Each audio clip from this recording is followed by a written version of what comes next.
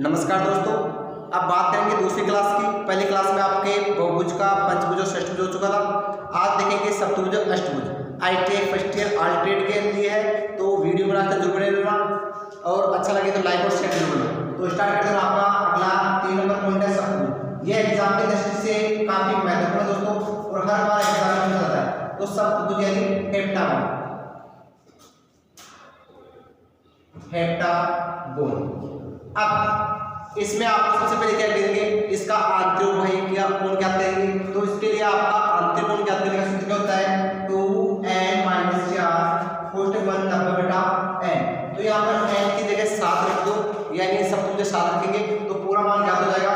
तो 2 × 7 - 4 कोष्टक 1 90/, फिर वापस से लिखेंगे 7 7 × 14 - 4 कोष्टक 1 90/, फिर वापस से आएगा 7 14 में से 4 के कितने किए 10 × 90/7।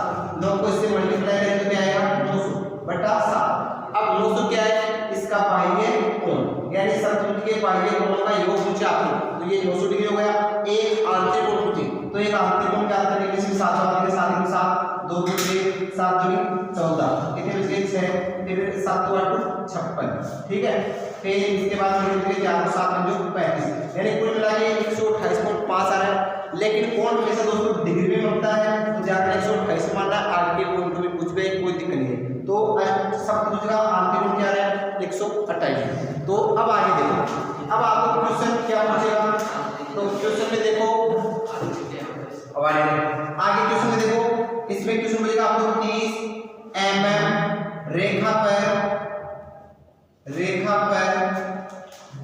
सप्तभुज का निर्माण करो।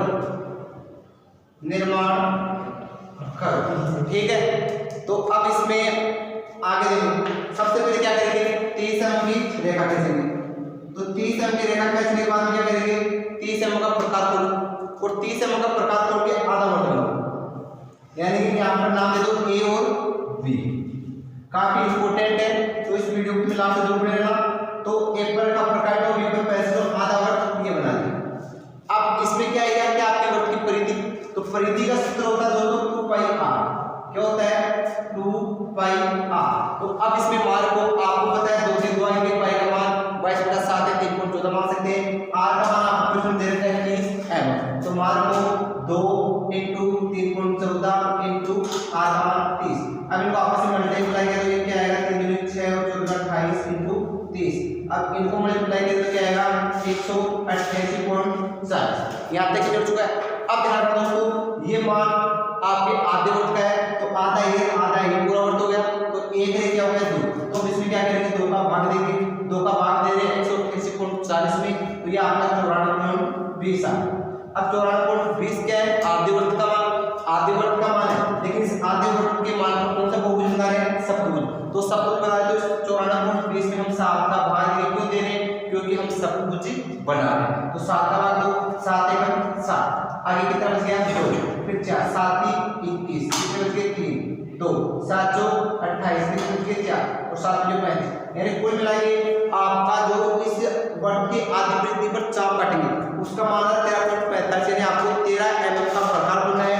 और इस आधे वर्ग की परिधि पर क्या करेंगे 7 चाप काटने। तो आप प्रकार को 13 mm खोलिए और इस पर 7 चाप काटो। तो हम ये प्रकार खोले 13 mm का चाप काटो 1 2 3 4 5 6 और 7। इस प्रकार ये चाप काटेंगे। ठीक है, तो अब इसको इस प्रकार मिला दो। इसके बाद में क्या करेंगे दोस्तों, अब इसके बाद में आप उनको नाम दे दो 0 1 2 3 4 5 6 7। ठीक है, नाम देने के बाद में अब इस 2 नंबर चाप को हम ए बिंदु से मिलाएंगे। किससे मिलाएंगे ए बिंदु से मिला रहे हैं। अब ए बिंदु से क्यों मिला रहे हैं, क्योंकि दोस्तों आपको 2 भुजा प्राप्त हो चुकी है। तो 2 भुजा 2 चापों की 2 भुजा हुई। अब आपको 5 भुजा होना चाहिए तभी सप्तभुज बनेगा, क्योंकि 5 से 2 भुजा जाएंगे 7। तो आगे देखो 1 2 3 4 5, इन 5 चापों से यानी कुल मिला के आपको 5 भुजा वो प्राप्त हो जाएगा।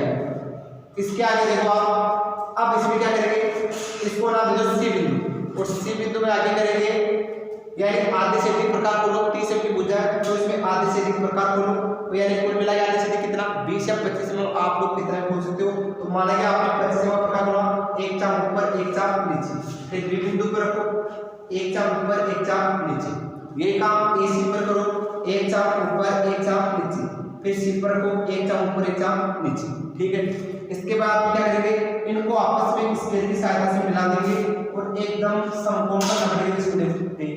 इसके बाद इन दोनों चापों को मिलाओ और इसको आपस में इस प्रकार इनको ले लो, ठीक है। इतना काम करने के बाद जहां पर दोनों भुजा आपस में मिल रही है वहां पर रखो प्रकार के लो और पूरा वर्त बना दो। तो एक बार मैं ऊपर मिटा देता हूं क्योंकि ये ऊपर आएगा।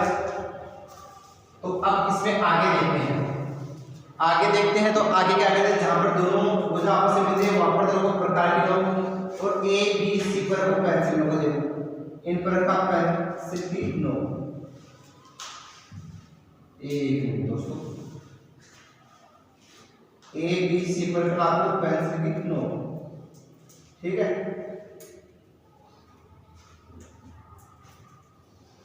और ये आपका पूरा ऊपर बन गया, ठीक है। अब इसमें आपको मालूम इसको जाएगा भाई 30 एम है और इसकी भी 30 एम। अब इसमें 5 आप काटेंगे, 1 2 3 4 लास्ट वाला 5। तो अब इनको आपस में मिला दो, 1 2 3 4 और ये 5।